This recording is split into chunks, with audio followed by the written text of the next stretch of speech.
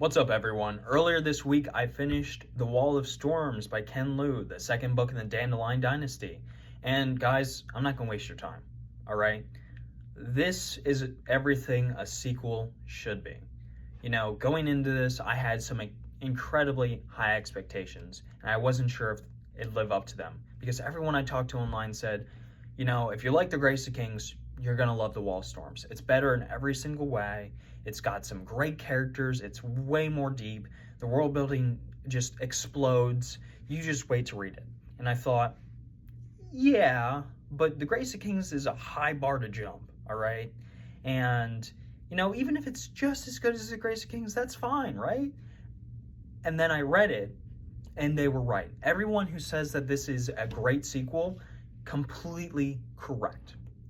I think the way that it's written is much better. I think the characters are much better. I think the world building is much better. I think the action's much better. I think everything about this book is significantly better. And I think this is my pitch. If you can get through The Grace of Kings, The Wall of Storms is worth it. I know there are a lot of people who do not like the way The Grace of Kings is written. It's kind of written in this almost historical, epic kind of sense where it's distant from the characters and it takes place over several decades and there's many time jumps and the characters don't resonate with everyone, even though I personally really like them, and they can feel a little flat. So people kind of, they bounce off The Grace of Kings because it's not written in a traditional fantasy epic that they're used to. It's not written like The Wheel of Time. It's not written like Stormlight. It's not written like any of that, right? But I'm telling you now that if you can get through The Grace of Kings and you like it, especially if you like it, you are going to love The Wall of Storms, because this is everything a sequel should be. This is how fantasy authors should write follow-ups. I mean, this is incredible. This is like a 700-page book, and the pacing is excellent, which I can hardly ever say for a 700-page fantasy book. There are very few fantasy books that I would say have excellent pacing. But Dandelion Dynasty so far, it's 2 for 2 so far, right? I mean, the pacing is just incredible if you can get into it. There's some politicking here, and honestly, it's probably the best I've read since A Song of Ice and Fire. You know what? I don't necessarily go and read political fantasy on purpose, but I do love when the politics in fantasy are well written. And I've been kind of craving reading something that has really good politics and really good kind of like internal strife in a nation. And I've kind of missed that with A Song of Ice and Fire, and it just hasn't been a part of any other fantasy series I've read so far. But the Dandelion Dynasty kind of fills that hole in my heart. And there's just so much internal strife and planning and counter planning and plans within plans. And it's so well written. And it's just like incredible what Ken Liu is able to pull off in this book. And what it leads to is really, really impressive. I'll also say that if you're someone who liked The Grace of Kings, but you kind of felt about the characterization, you do not have to worry about that with The Wall of Storms. I think the way the characters are written in this is a massive improvement. And I like the way that the Grace of King characters are written, but this is so much better. And this book is dominated by strong women. I'm just going to say that straight up front. I think men kind of take a step back in this book and the women take a step forward. And honestly, that decision by Ken Liu is incredibly bold, but I'm all here for it because these are some of the best written women in fantasy I've read in period. I mean, just these are some incredibly well-written women.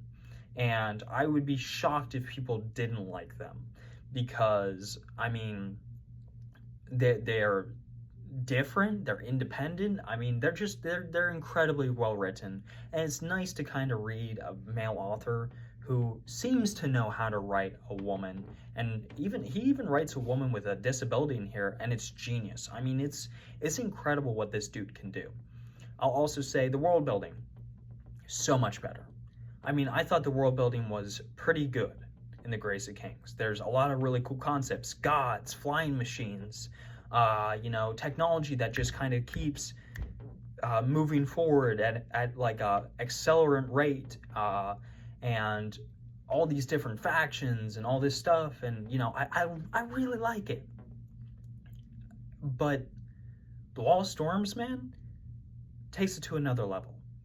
He introduces an entire other faction of people, an entire other group of people, and the way they're introduced and the way they're written and the amount of depth that they have, I thought was incredibly impressive, at least to me personally, because usually fantasy authors, at least in my opinion, kind of they'll set up another group of people for the protagonists or the good guys to fight, and the other group is kind of shallow.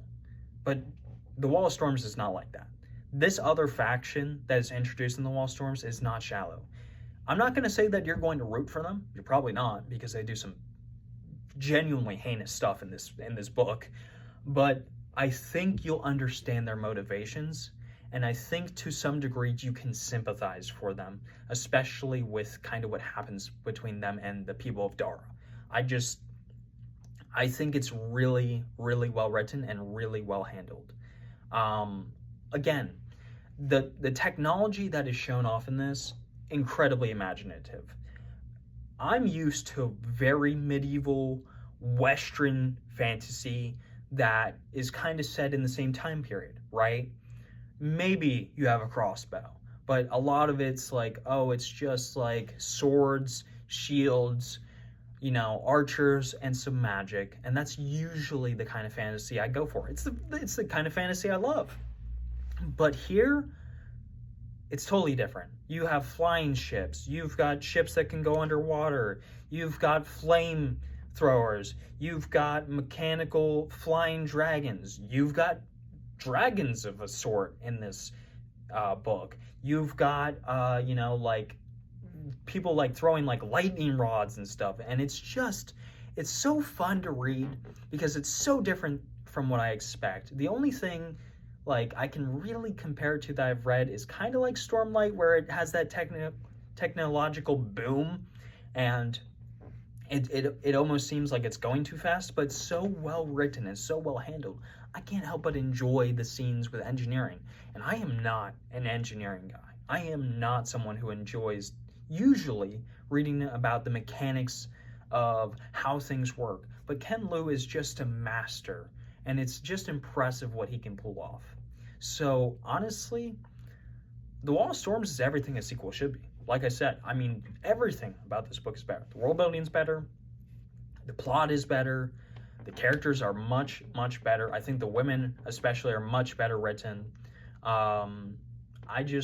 I'm impressed by Ken Liu, and I can't wait to read more. I think at this point I can say that Ken Liu is an instant buy author for me. I'm going to finish the Dandelion Dynasty, absolutely. Not going to be a problem for me at all. And I can't wait to read more of this guy. I can't wait to read the Paper Menagerie. He allegedly has a cyberpunk series coming out either this year or next year. I can't wait to read it. I mean, this dude is he's on another level. I just adore his writing so far, and I can't wait to read The Veiled Throne. And I sincerely hope that these videos convince some of you guys to read this series and pick it up, because honestly, this series is really underrated in my opinion.